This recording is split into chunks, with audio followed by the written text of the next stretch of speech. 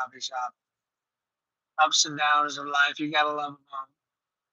When I was at the courthouse, I ended up running into somebody that's doing petitions, and then I ended up getting involved because there's a lot of chaos going on right now, and setting up a team of about 15 people and getting thousands of signed petitions a week. It's been keeping me busy. Still doing real estate. Everybody always asks me. I'm always going to do real estate. Always been doing it. I was going to do it. I have a little extra time right now because I got things set up pretty well. The number one part for real estate is knowing how to negotiate and get everything done and handle the emotional chaos of buyers, sellers. I'll tell you a quick little story. I just put one in an escrow, and this is why I try to apply a little bit of pressure to people when home just hit the market. It's around 390, older home, but really nice. And there was a couple offers on it already, so we came in strong.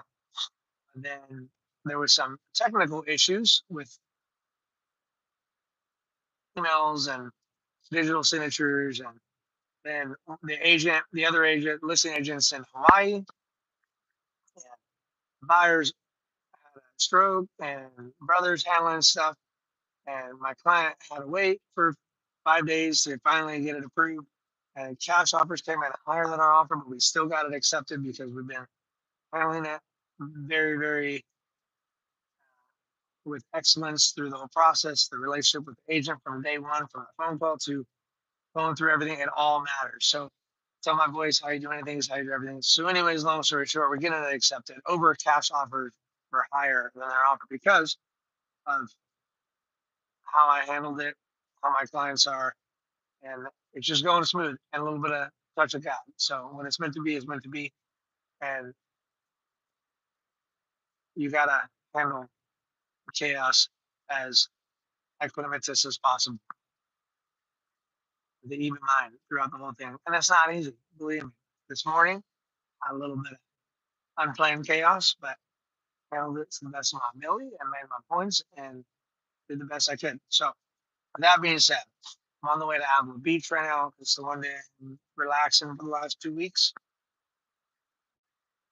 And this is when I tend to get some updates. So I don't want to waste time, but we got some political stuff going on in San Diego I wanted to talk to you about because in a couple of hours we'll be live with someone who's running for city council, and his name is Johnny Lee Bang, I believe the last name, Johnny Lee Bang.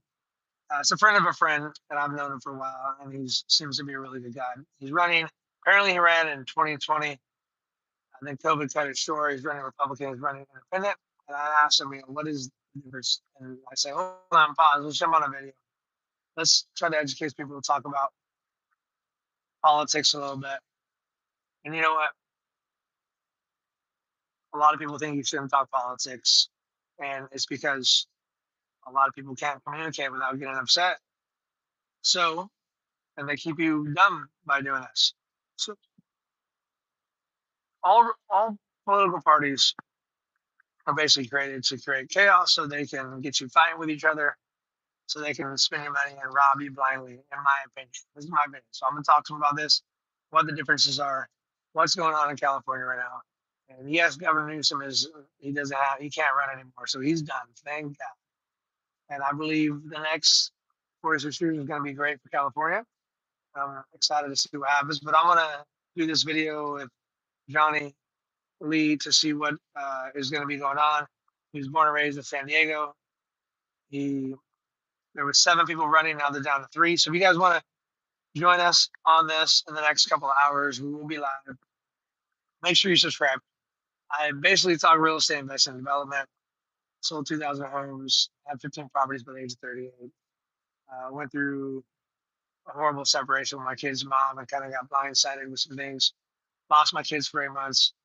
And I'm very open and truthful about everything because it's just the way it is. Actually, yesterday my kids told me, remember when we did 2 truths and a lie? And you told us 3 truths. I was like, Lord Jesus, I just sometimes it's easier to tell the truth. My brain doesn't allow me to. I don't have the capacity to remember.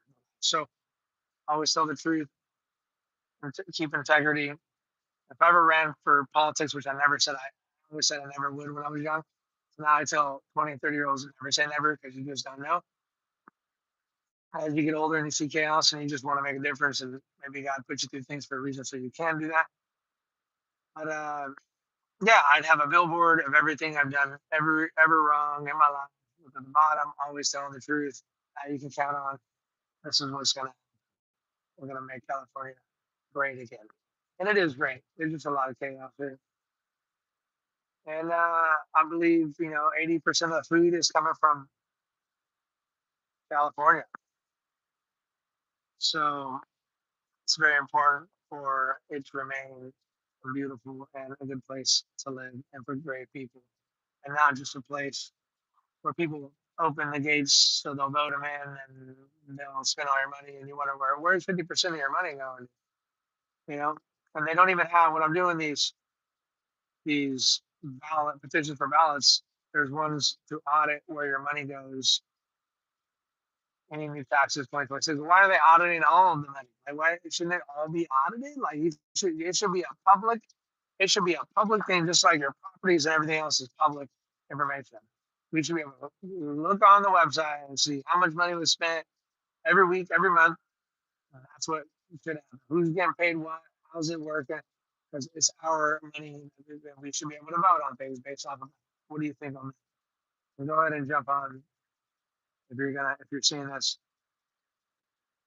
around 11 or 12 o'clock today, Pacific time. We'll see you guys on the next one. God bless.